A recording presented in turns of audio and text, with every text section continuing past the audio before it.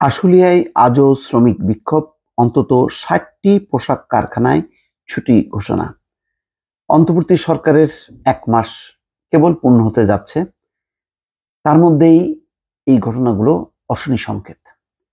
কোনোভাবেই আইন শৃঙ্খলা পরিস্থিতি নিয়ন্ত্রণ করা যাচ্ছে না। এর মধ্যে আবার শ্রমিকদের অসন্তোষ, নতুন নতুন তাদের দাবি বা পুরনো দাবিটা নতুন করে সামনে নিয়ে আসছে এবং সেই দাবি আদায়ের জন্য যে পরিস্থিতি তৈরি হয়েছে সেটি অন্তর্বর্তী সরকারকে যথেষ্ট পরিমাণ বেকায়দায় ফেলেছে।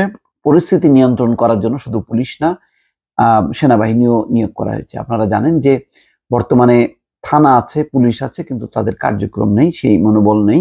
একেবারেই বলতে গেলে মানে পুলিশের যেই নিত্যনৈমিত্তিক তাদের যেই কর্মকাণ্ড ছিল সেটি এখন একেবারে বলতে গেলে শূন্যের কোঠায়, যার কারণে আইন শৃঙ্খলা পরিস্থিতির ব্যাপক অবনতি ঘটেছে এবং সেই সঙ্গে এখন যেই শ্রমিকদের বিক্ষোভ, সেই বিক্ষোভ মোকাবেলা করা, নিয়ন্ত্রণ করা এটি পুলিশের পক্ষে এখন অসম্ভব। ফলে পুরো চাপটা এখন বাংলাদেশের সর্বোচ্চ যেই বাহিনী, সেনাবাহিনী, তার উপরে যে বর্তেছে, তারপরেও কিন্তু পরিস্থিতি নিয়ন্ত্রণ করা যাচ্ছে না। আজকে যে ঘটনা ঘটেছে ঢাকার অদূরে সাভারে আশুলিয়ায় শ্রমিকরা বিক্ষোভ করেছে এবং এর ফলে ৬০টি কারখানায় ছুটি ঘোষণা করতে বাধ্য হয়েছে কর্তৃপক্ষ। শিল্প পুলিশ ও স্থানীয় লোকজন বলছেন, আজ সকালে নির্ধারিত সময় আশুলিয়ার বাইপাইল আবদুল্লাপুর সড়কের বাইপাইল থেকে জিরাবো এলাকার বিভিন্ন কারখানা শ্রমিকরা কারখানায় কাজে যোগ দেন। সকাল 8:30টার দিকে বন্ধ ঘোষণা করা কারখানার শ্রমিকরা চালু থাকা বিভিন্ন কারখানার সামনে এসে বিক্ষোভ করেন। কারখানা লক্ষ্য করে ইট পাটকেল ছোড়েন। বিক্ষুব্ধ শ্রমিকদের সঙ্গে চাকরি প্রত্যাশীরাও যোগ দেন। পরে কারখানা কর্তৃপক্ষ কারখানাগুলো ছুটি ঘোষণা করতে বাধ্য হয়। বিক্ষুব্ধ শ্রমিকরা পরে সড়কের বিভিন্ন স্থানে অবস্থান নিয়ে বিক্ষোভ করতে থাকেন। সেনাবাহিনী ও শিল্প পুলিশ সদস্যরা তাদের বুঝিয়ে সড়ক থেকে সরিয়ে দেন।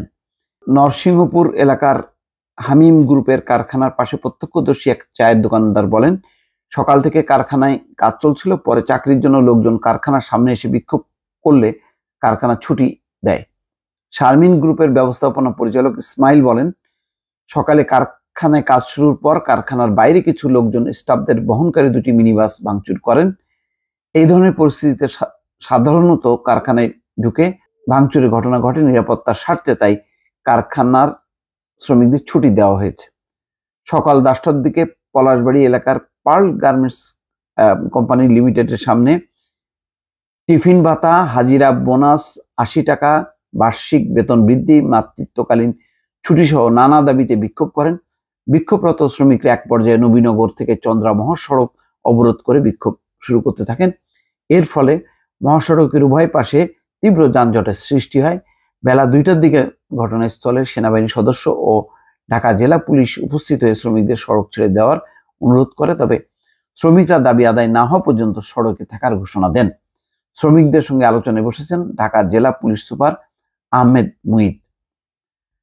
এদিকে কিছু কারখানার শ্রমিকরা কারখানায় হামলা ঠেকাতে কারখানার সামনে অবস্থান নিয়েছেন। পলাশবাড়ি এলাকার গিল্ডান বাংলাদেশ নামের পোশাক কারখানার সামনে কারখানায় হামলা ঠেকাতে অবস্থান নিয়েছেন ওই কারখানার শ্রমিকরা। নাম প্রকাশে অনুচ্ছুক ওই কারখানার এক শ্রমিক বলেন, আমরা কাজ চাই, কারখানা আমাদের সম্পদ, তাই এটা রক্ষা করা আমাদের দায়িত্ব। কারখানা বন্ধ হলে খাবো কি?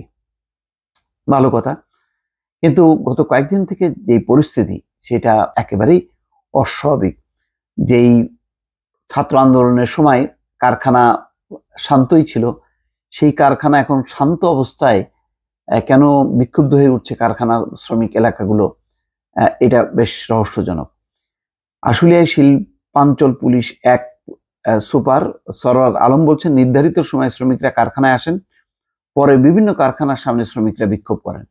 বিক্ষুব্ধ শ্রমিকরা হামিম গ্রুপের কারখানার শ্রমিকদের দেখে তারা কেন কারখানায় কাজ করছেন এমনটি বলার পর কারখানায় ছুটি ঘোষণা করা হয়। পরে আশুলিয়ায় অন্তত 60টি কারখানা ছুটি ঘোষণা করে সংশ্লিষ্ট কর্তৃপক্ষ। এই মুহূর্তে এলাকার পরিস্থিতি স্বাভাবিক আছে, কিন্তু এটা তো স্বাভাবিক না, বন্ধ হয়ে যাচ্ছে কেন?